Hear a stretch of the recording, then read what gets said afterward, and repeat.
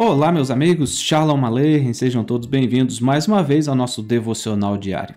Temos refletido sobre a relação entre Israel e os gibeonitas, que com astúcia enganaram o povo do Eterno. Mas como isso foi possível? Como Deus permitiu que seu povo fosse enganado?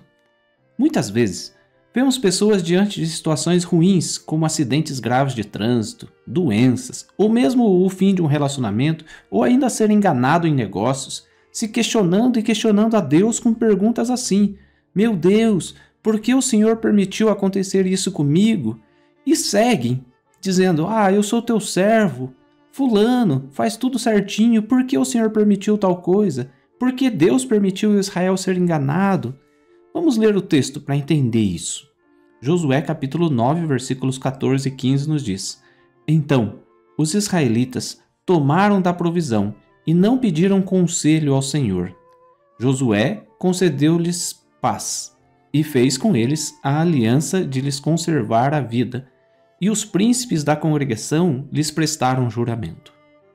Eis a resposta clara: não pediram conselho ao Senhor. Quantas vezes pedimos o direcionamento de Deus em nossas decisões? Esse é o primeiro aspecto. O segundo, não menos importante, é: quantas vezes ouvimos o direcionamento de Deus?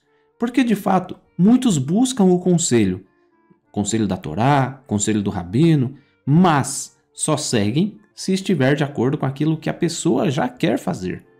Josué e os varões de Israel se deixaram levar pela aparência humilde dos gibeonitas, pelos elogios e pelo pedido humilde de aliança.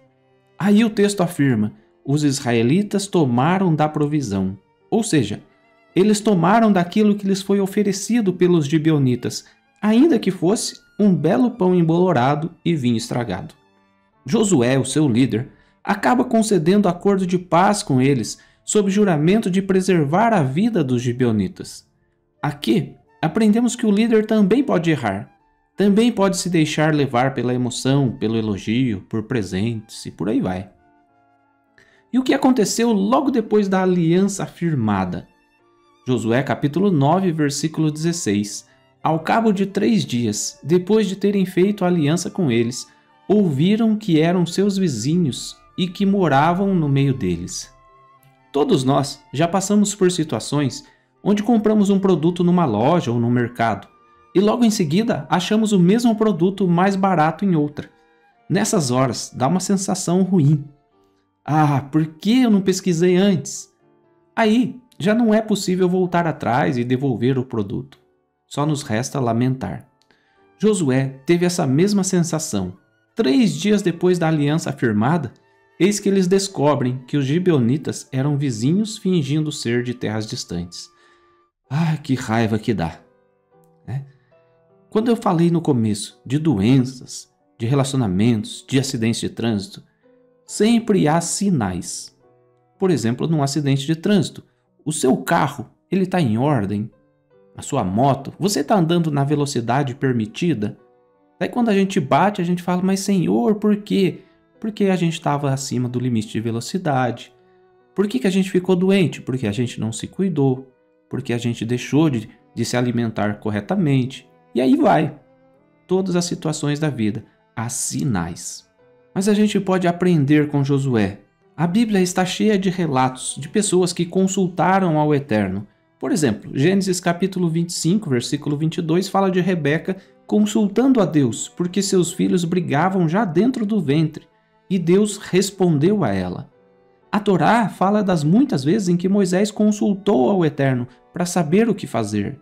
1 Samuel capítulo 23, versículo 2 fala assim: consultou Davi ao Senhor, dizendo: irei eu e ferirei estes filisteus?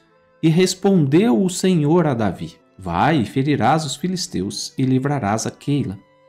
Na vida, há muitas situações em que os homens astutos podem tentar nos enganar, assim como fizeram os gibeonitas com Josué. Mas se aprendermos a consultar a Deus antes de cada decisão e ouvirmos a direção do Eterno através de seus líderes, como disse Moisés a Jetro, por exemplo, lá em Êxodo 18, o povo vem a mim para consultar a Deus.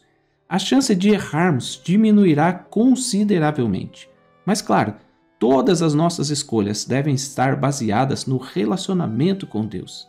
E só alcançaremos esse relacionamento se tivermos diariamente tempo, ao menos 5 minutos para Deus. Shalom.